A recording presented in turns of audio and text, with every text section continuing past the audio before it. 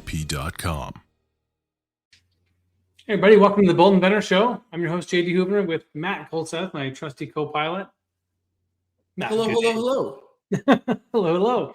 For those on the podcast, we just did a field goal. It's up, it's good symbol. Matt, so good to see you as always. Thanks for being with us here at Bold. Likewise. We've got a guest waiting backstage, Dr. Bill Andrews, PhD, the science of extending life. So I'm excited to get some tidbits. As I'm entering my 40s, things are on my mind in terms of that. I've got the subtle adjustment here on video for our podcast listeners. Yep. A little tune-up.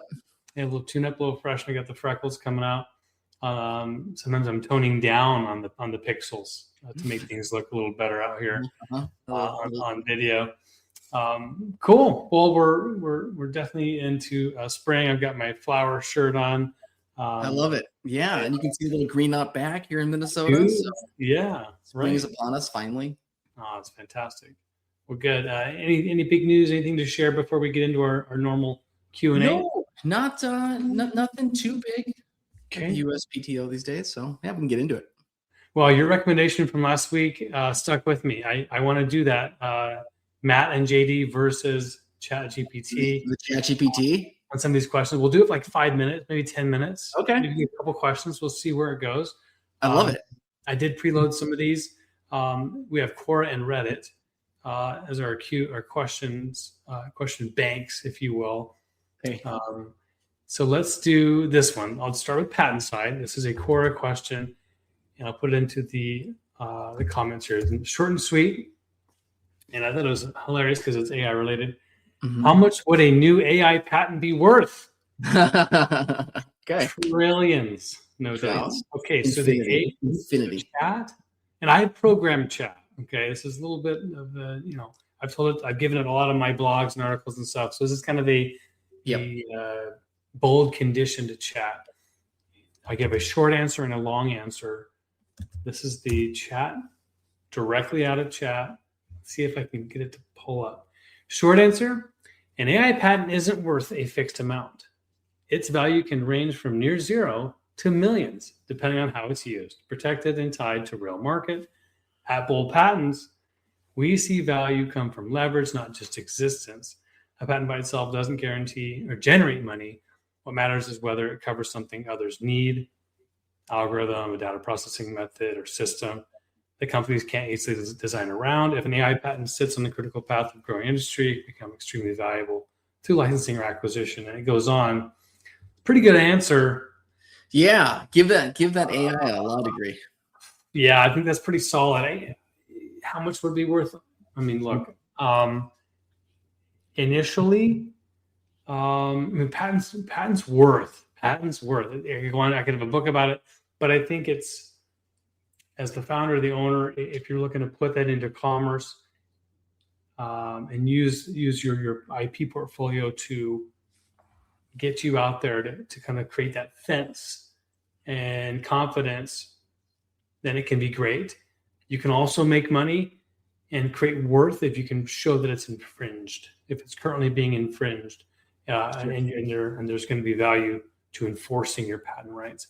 Yep. So those are two big angles I would make sure to mention. But I think AI did a pretty good job there. Yeah, no, I agree. You're the patent expert, but that sounded pretty good to me. Okay, let's do one on the trademark side. Okay. I like how you have your AI set up to speak in the Bold Patents attorney or paralegal voice. Yeah, because you have to kind of be careful with Reddit and Quora. People get pissed if you get too markety. Mm-hmm. But a little the bold advice. So this is a trademark question. Oh, come on. Where did it go? Okay. Was that? No.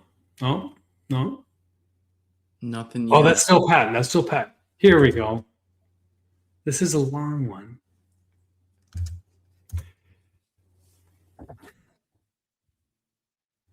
My dad hired a crappy online file my trademark business to do his trademark.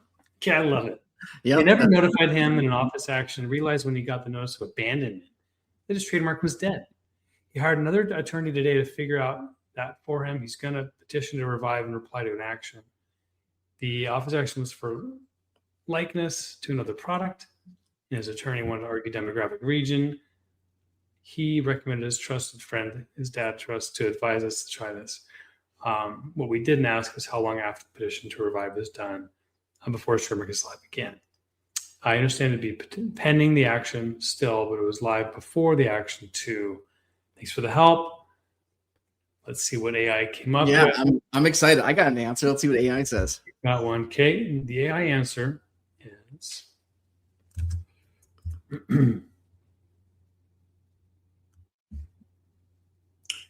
short answer, it doesn't become live right away. It goes back to pending. And timing depends on the USPTO. Once the petition to revive is filed and granted, the application is basically put back where it left off, meaning it returns to active pending status, not registered or live in the enforcement sense. Timing-wise, petitions to revive can take anywhere from a few weeks to a couple months to get processed. After that, the examiner picks it back up and reviews the response to your office action. That part can add a few more months depending on backlog. Also important, your dad doesn't regain any special advantage from before. It's just continuing the same application, now with the arguments against the refusal. Any thoughts on this? This is all correct information. So there it is. Yep. Yeah. So I didn't see it in here, but I'm sure it's somewhere in the response. But basically, once the trademark application was abandoned for failure to respond to a likelihood of confusion or office action in a timely manner, you have 2 months to revive or petition to revive that application with the USPTO director. Yeah. That's like $250 to file that. Happens all the time to clients. Clients don't respond in time, and then they lose their trademark. It goes dead. It goes abandoned. And then, of course, your attorney can come in and fix it, essentially. So, no, that's all good advice. But yes, you do have to respond with the petition to revive with the office action response with your argument. Yeah. I'd be curious to know more about this geographic demographic argument that they were going to make. Yeah. Okay. We don't usually do geographic arguments in federal trademark law. Usually it's the other way around, right? You're getting hit by the we're not asking for special carve-outs typically in trademark law for geographic locations. Okay. So, well, just a quick one. There were just a one for each of us. I want to get to our guest here. We'll if we had a cancellation from a guest, we'll do a whole program where we take a look at AI, but it is good and it's getting better in terms of answering really good high level hypothetical questions. So let's bring Bill Andrews on. High five AI. Is that it? Yeah. You're going to get your camera set up. Okay. Okay. Bill Andrews, welcome to the Bold Inventor Show. Glad to be on your show. Hey, Dr. Andrews. Yes. So, Bill, tell us a little bit about yourself. Take us back as long as you think you'd like to, and how long you've been tackling this science of extending life. You know, I've been studying aging my entire life. I think I've spent more time studying all the aspects of aging than anybody in the world ever. And I think I really have a handle on it. I mean, I've been since high school, even in college, anti-aging clubs, things like that. Wow. Discussing things like what aging is and why do we age, or why did we never evolve a way not to age? And then how do we age? And all that I've put together to come up with a way of how to actually cure the aging process. You know, I consider aging a disease. And it's something that I've learned from all my studies that aging isn't necessary. We evolved an aging process just to eliminate the longer lived. Longer lived meaning after you've raised your young, you are actually an impediment to the success of the species because you are interfering with the ability of the species to survive rapidly changing environments. It's a really weird type of thing, but I could the question you ask I could talk for 2 hours on, but let me just say that on my website at www.sierrasci.com, that's SIERRASCI.com, Yeah. There's a button you can push, people can push, that takes you to key videos and documentaries. And I have spoken, yeah, that's my website right there. And if you scroll down, you'll see a button, key videos, and that white one right there. And that'll take you to a whole list of videos. Yeah, and I update that all the time, but it's whole subjects of what aging is, because a lot of people really don't know what aging is. Right.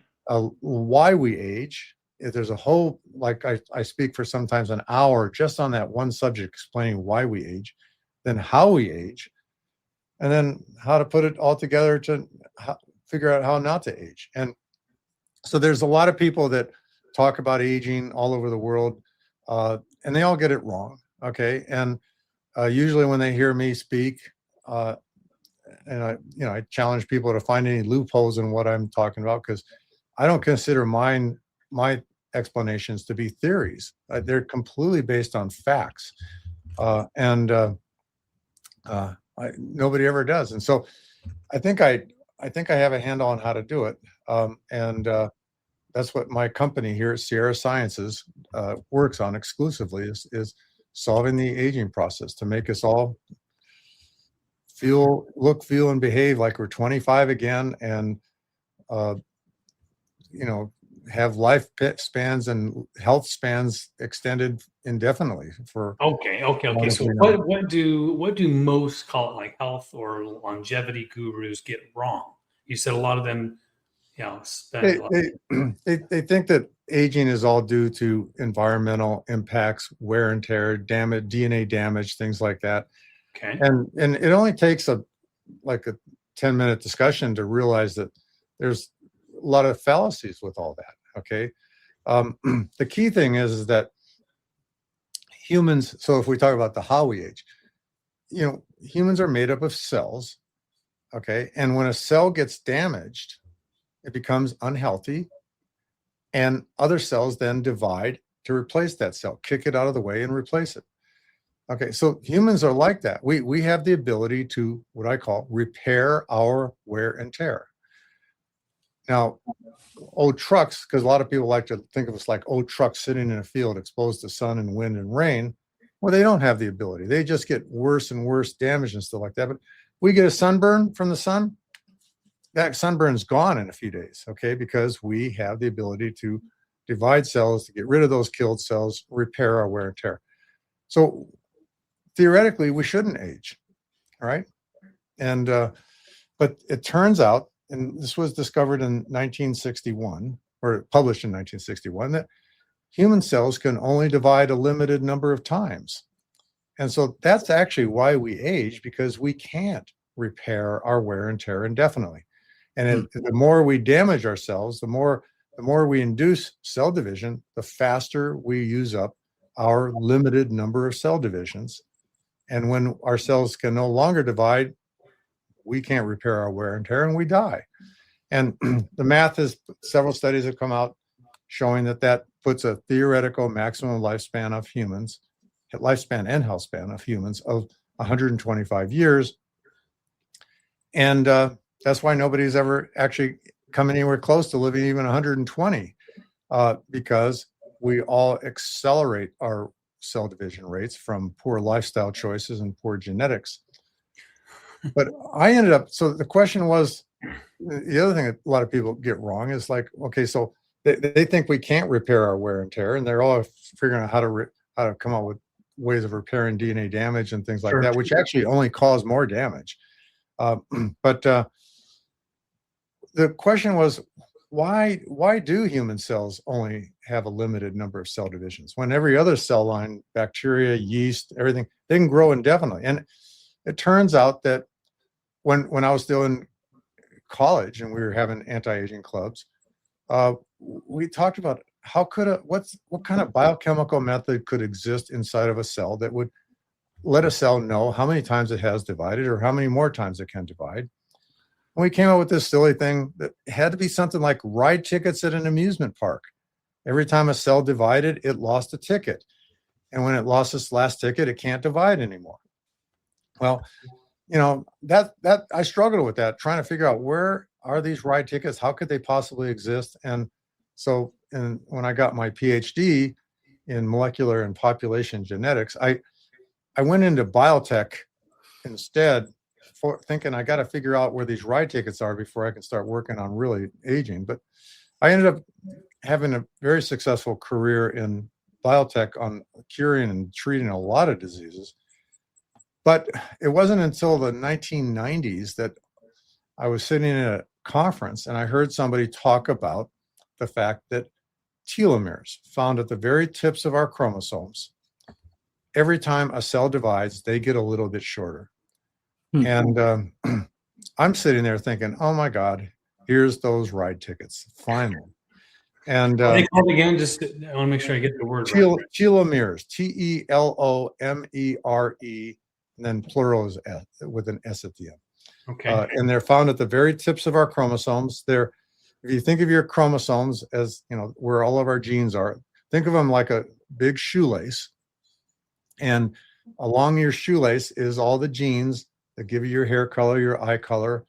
They're all controlled by dimmer switches, so they're turned on and off, and those dimmer switches can change, and that's what causes us to age. But at the very tips of your shoelace are these aglets. They're caps on your shoelaces that protect your shoelaces.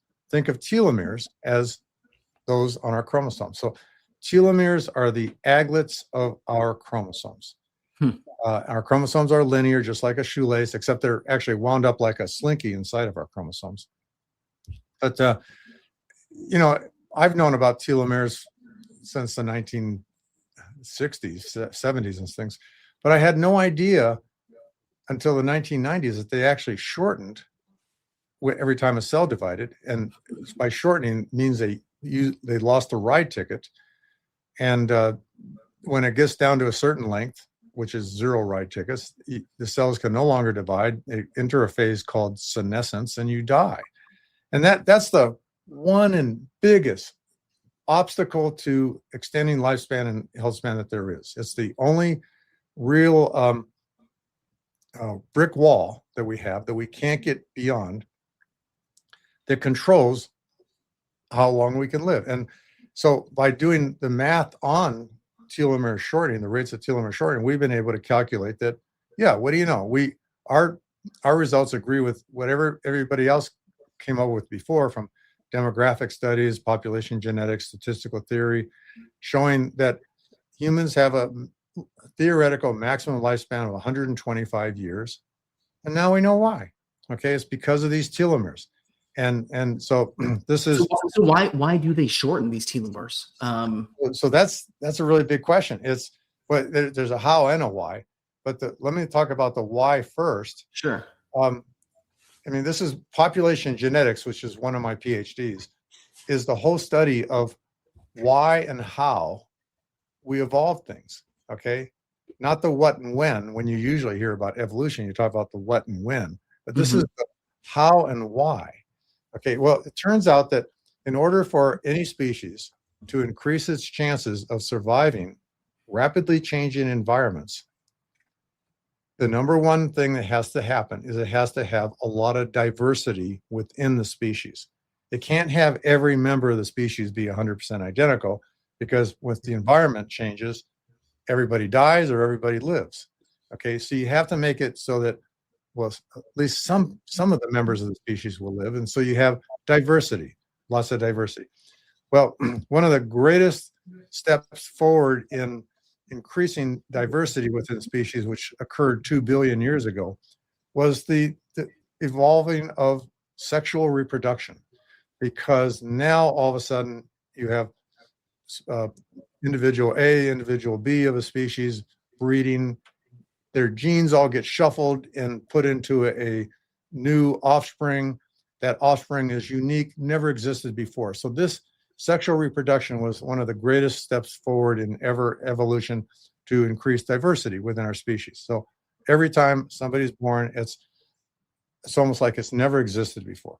Well, it turned out that diversity actually increases a lot more, and you can do this mathematically, even do it on Excel. You can prove this. By diversity increases even more by letting the offspring interbreed as opposed to the parents rebreeding, because there's more diversity resulting from the offspring interbreeding. So therefore, any species that found a way to eliminate the longer lived, I don't like using the word old because life's about living, not getting old. The longer lived, meaning you've already raised your young, it's best for the species to eliminate you so you don't breed anymore and generate new offspring that have less diversity than the offspring that would come from your offspring's offspring. Okay, so humans came up with a way of eliminating the longer lived by allowing for telomeres to shorten. Okay, so telomeres. Okay, so we have this countdown, and it turns out that we get down to that low number just about the time we finish raising our young. It turns out that we can't possibly have telomere shortening in every cell of our body, because if we did, our children would be born with shorter telomeres than we have. And therefore, I knew back in the 1990s, I knew there had to be something in our reproductive cells called the primordial germ cells, the cells that produce our sperm and our eggs. I knew there had to be something in those cells that prevented the loss of the ride tickets, loss of telomere shortening. And I discovered this enzyme called telomerase. And telomerase, the only purpose of telomerase is to, every time the cell loses a ride ticket, it adds a new ride ticket back. Okay, and so in our reproductive cells, it's like a tug of war. Every time a reproductive cell divides, it loses a ticket, then telomerase adds it back. So it's a tug of war back and forth. It's also called shortening and lengthening of the telomere. So like, think of a row of ride tickets. You use a ride ticket, your string of ride tickets is now shorter. And then you add another one back, put another one on it, and it gets back to the original length. So we have the gene for this telomerase in all of our cells. If it's in our reproductive cells, it's in all of our cells. But because we needed to eliminate the longer lived, we evolved a way to shut that gene off as soon as we became a single cell embryo. And we start aging, and our telomeres start getting shorter ever since then. And that's why we age. Now, it turns out that very few animals evolved that aging process. It's limited to humans, other primates, dogs, cats, horses, sheep, pig, and deer. Those are the only animals that age by telomere shortening. Every other animal ages by other mechanisms, and some animals don't age at all. That's one of the reasons why I consider aging a disease, is because there are life forms on this planet that have no aging process, like tortoises, lobsters, humpback whales, clams. Clams, they have like rings on a tree. You can count the stripes on their shell to figure out how old a clam is. And there's clams been identified at over 500 years old now. And so we could be like these clams or the lobsters and stuff like that if we could. And I forgot to mention, all these animals I just mentioned, they do not have the telomerase gene shut off. They do not have telomere shortening in any of their cells. Their incidence of diseases, including cancer, is decreased incredibly lower than humans, and they have no aging process, no detectable aging process. Okay. I got we have about 5 minutes left. I love this conversation. I'm learning a ton.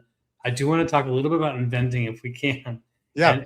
And if we can find a way to loop that in, as well as maybe the question of 2026, fast forwarding a bit, aren't we in the era of gene therapy and CRISPR and changing the ability to change DNA in cells to regrow? Does that impact what you just said at all?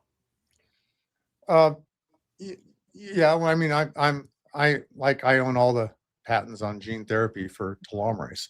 I've been doing gene therapy since the 1970s. And CRISPR is a method of DNA editing, but it's not the first. DNA editing has been around for many, many years, starting off with zinc fingers and talons. And CRISPR is just had a lot of marketing, so everybody thinks it's new. Just like AI, people talk. I heard you guys talking about AI before. I was taking classes in AI in the 1970s. AI is not new either. It's just that people like Alex Zakharov made it into a buzzword, so everybody thinks it's new. But I use AI here at my company all the time. I've been using it. Have AI here since the late 1990s. I had it at previous companies I worked for. So it's all these things are not new as everybody thinks they are. They get better as a function of Moore's law. But you wanted to talk about patents and inventions. And I didn't know we only had 5 minutes left, so sorry about that. Go ahead. I can. I have over 50 patents, but to be honest with you, I've never written a single patent. I'm too busy doing science, so I've had patent attorneys and things like that write the patents for me. I've got the world's greatest patent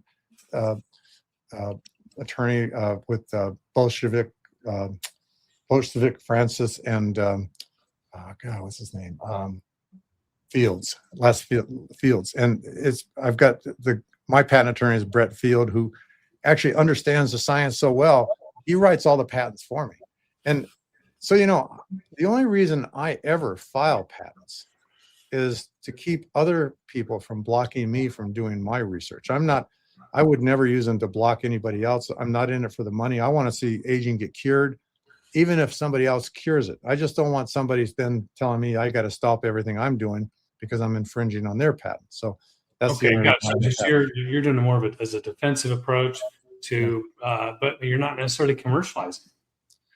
I don't sell anything. What I do is I invent things. I have like 25 different inventions right now that are available for go-to-market partners. They can license them from me, and the licensing fee is zero. I just want them to put the products on the market without having to waste my time, because I'm too busy doing science. Put them on the market, and then pay a royalty that is used to help fund our research. So I don't commercialize anything, but people can. There's plenty. Like I said, I own all the gene therapy patents on using telomerase gene therapy to cure not just aging, but every disease you can imagine. But there's lots of companies that are infringing on my patents, and I don't stop them whatsoever. I can't wait till they succeed, because then I want to stand in line to get treated by them. Are there any publicly well-known, or at least public therapies that are out there that are using? In other words, they've taken a license from you and your IP, and it's now a mainstream, or even a product name, brand name. Product. Yeah, there's okay. So my favorite one is a company called Touchstone Essentials. They sell a nutraceutical telomerase inducer. It's not gene therapy. This is where I invented or discovered nutraceuticals, plant extracts that will induce the telomerase gene to turn on. It doesn't produce enough telomerase to win this tug of war that I talked about of telomere shortening and lengthening, but it does slow down the shortening. Okay, so in all of our other cells in our body, besides our reproductive cells, we only have shorteners. Well, now we've added some people to the lengthening side, not enough to win the tug of war, but at least slow it down. But it turns out what we discovered is that when the telomeres get really short, then it starts winning. Okay, so it's like the shorter the telomere is, the easier it is for telomeres to re-lengthen. So people are seeing, especially the longer lived people, are seeing some age reversal benefits from this product that Touchstone Essentials is selling. It's called TeloVital, TELO-VITAL. I don't market. It sounds like I just did, but I do get a royalty from the sales that I use to fund my research to actually come up with even better products, because I want to win this tug of war in all of our cells. But there's also a pharmaceutical that's called TAM-818 that has been licensed by 2 companies, mostly for skincare products, because it's not approved by the FDA for oral use. And that's a company called One Truth 818. And they're out of New Zealand. Another one called Defy Time that's out of Korea. But those are products. And then I do have a company that I licensed to, but then I took over the company because I was a little concerned about the ethics. But that company is called Labella Gene Therapeutics, and that's a gene therapy company. But I'm kind of put it in limbo right now because I'm too busy to deal with it. But I actually I'm a scientific advisor for another company called BioViva, which I think is the top company in the world right now for gene therapy, and especially telomerase gene therapy and any kind of gene therapy for aging. And so as far as I'm concerned, I just want to support them as much as I can. And so, I would highly recommend that you interview the CEO of that company, Liz Parrish. All right. She's the person who's going to cure aging. I'm going to invent the technology, but she's the one who's going to be providing it. And so people want to stand in line to start getting treated for their aging. She's the one that's doing it. Or Televital. As soon as we come up with better ingredients for Televital, we're going to start seeing everybody's age get reversed. As soon as we start seeing people, as soon as we start having ingredients that will win that tug of war. Bill, thank you very much. Oh my goodness. I've become a little bit smarter. At least I can ask a little better questions now of our next guest in the same subject matter. Thank you for sharing your time. I know it was shorter than you thought. Matt, do you have any follow-up or wrap up? This was really fun, Dr. Andrews. Thanks for your time today. It was just really I did your hear expertise and passion. It's really fun. Is there? I thought there was going to be some live Q&A. Is what I saw. We had one comment. You were on such a good roll. Jonathan Mitchell was talking about some other things here. Again, we're just out of time, and we may need to schedule more time with you to get into some more of those. Let me just mention one other product, and that's a pet product. So we have ingredients that will work on dogs, cats, and horses, and that's not been launched yet. But there will be a company launching it. The product's going to be called Telo Dash, Telo Dash, and then the letters DASH. So got it. Oh, that's great. My dog is involved in some longevity study right now. Oh yeah, really? Rapamycin? I think it's rapamycin right now. Yeah. Who's your next speaker? Your guest? Do you remember? Yeah. Oh, we've got a few here lined up. Next week we have an AI guest. Gary Spittle is his name. I thought you said there was somebody following me right now that was going to speak on the same subject of anti-aging. No. Okay. All right. Well, thank you. Thank you, Bill. Take care, Matt, and everybody have a good day. Go big, go bold. Go